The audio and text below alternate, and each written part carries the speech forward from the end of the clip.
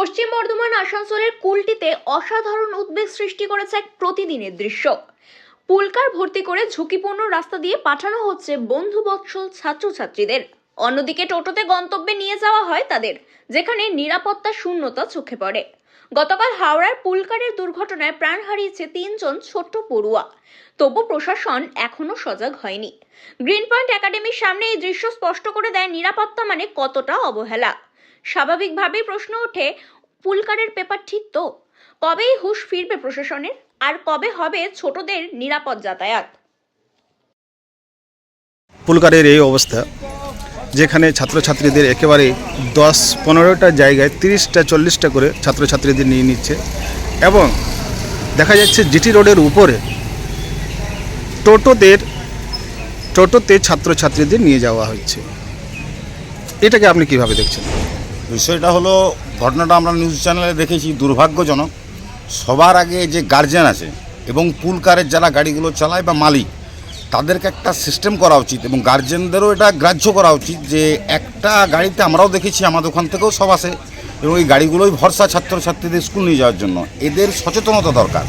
এত বাচ্চাদের লোড, তারপরে এরা কম্পিটিশান, রাস্তা বেশিরভাগ জায়গায় খারাপ আছে, এরা কম্পিটিশানের মাধ্যমে নিয়ে যায় বাচ্চা যারা আছে ছাত্রছাত্রী, তাদের জীবন নিয়ে সংশয় অভিভাবকদের এবং পুলকার মালিক বা যে গাড়িগুলো চালায় যারা, তাদের অবশ্যই একটু সচেতন হওয়া উচিত যাতে আগামী দিনে না ঘটে। এবং পুলিশ প্রশাসন সহ যাবতীয় প্রশাসন যারা এটা দেখাশোনা করে, বিশেষ করে ট্রাফিক পুলিশদের ডিপার্টমেন্ট থাকে এই গাড়িগুলো দেখার, ট্রাফিক পুলিশদের প্রত্যেকের গাড়ি চেকিং করে যেন বেশি ছাত্রছাত্রী না নিতে পারে এবং একটা রুল সিস্টেম করা যে এর বেশি ছাত্রছাত্রী নেওয়া যাবে না এবং এই স্পিডের বেশি এই গাড়িগুলো চালানো যাবে না। দরকার হলে একটু ছেলে মেয়েদেরকে আগে বার করুক গার্জেন, কিন্তু এরা এত দ্রুত গতিতে গাড়ি চালায় এবং রাস্তা খারাপ, প্লাস আপনার এদের এত বেশি ছাত্রছাত্রীর সংখ্যা থাকে যে আমরা দেখে আশঙ্কা করি যে এই গাড়িটাও কিছু হতে পারে।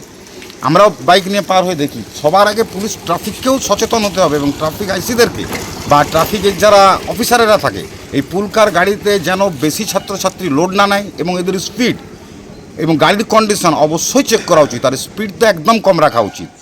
আর এই ভিড়, এই প্রচুর 20 জন 25 জন একটা গাড়িতে চেপে যাচ্ছে, একটা টোটোতে ভিড় করে দিচ্ছে, টোটো সেই ক্যাপাসিটি নাই অত লোক নেওয়ার। এরা তো পয়সার জন্য করে দেবে যারা গাড়ি চালাচ্ছে, কিন্তু পুলিশ প্রশাসনে কিছু কঠোর সিদ্ধান্ত নিয়ে এবং আইন অনুযায়ী যাতে এইভাবে গাড়ি না চালাতে পারে এত ছাত্রছাত্রী না, এর জন্য আইন করা উচিত এবং আইন অনুযায়ী 2-1 জনকে শাস্তি দিলেই এই জিনিসটা কমবে। আপনার পরিচয়টা বলুন। আমার নাম মনতোষ মুখার্জি, আমি কুলটি তৃণমূল কংগ্রেস কর্মী। ধন্যবাদ। দাদা, আপনি স্কুলের অভিভাবক। দেখুন, আপনার পেছনে দেখতে পাবেন অনেকগুলো টোটো। এই টোটোতে ছাত্রছাত্রীদের নিয়ে যাওয়া হচ্ছে এবং এই পুলকারে দেখুন কিভাবে ছাত্রছাত্রীদের একেবারে ঠুসে নিয়ে যাচ্ছে। মানে যেখানে 10 জন ছেলে বসার সেখানে 20 জন 25 জনকে নিয়ে যাওয়া হচ্ছে। এটাকে আপনি কিভাবে দেখছেন? বিপজ্জনক। বিকল্প চিন্তা ভাবনা করা উচিত, কারণ যারা গাড়ি চালায় তাদের তো একজন মিলে পোষাবেও না।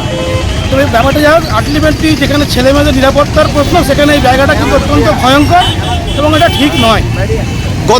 গতকাল একটা ঘটনা ঘটেছে হাওড়াতে, সেখানে একটা পুলকার দুর্ঘটনার কবলে আসে এবং সেখানে 3 জন ছাত্র মারা যায়। এটা দীর্ঘদিনের সমস্যা। বারবার যখন ঘটনা ঘটে তখন খবরে, নিউজ পেপারে দেখা যায়, খবরও দেখা যায়, কিন্তু এর কোনো পার্মানেন্ট কোনো ব্যবস্থা কখনো কোনো না স্কুল কর্তৃপক্ষ করে বা কোনো সরকার করে বা স্থানীয় প্রশাসন করে। তো এটা অবশ্যই হওয়া উচিত। যেভাবে ছেলেমেয়েদেরকে স্কুলে নিয়ে যাওয়া হচ্ছে এই পুলকারের যে পদ্ধতিতে শেষে নিয়ে যাওয়া হচ্ছে, এটা বরাবরই বিপজ্জনক, আজও বিপজ্জনক। এটা নিয়ে কোনো নির্দিষ্ট চিন্তাভাবনা কোথাও কখনো হয় না, তবে হওয়া উচিত। আপনার নামটা বলুন। আমার নাম বুদ্ধদেব দত্ত।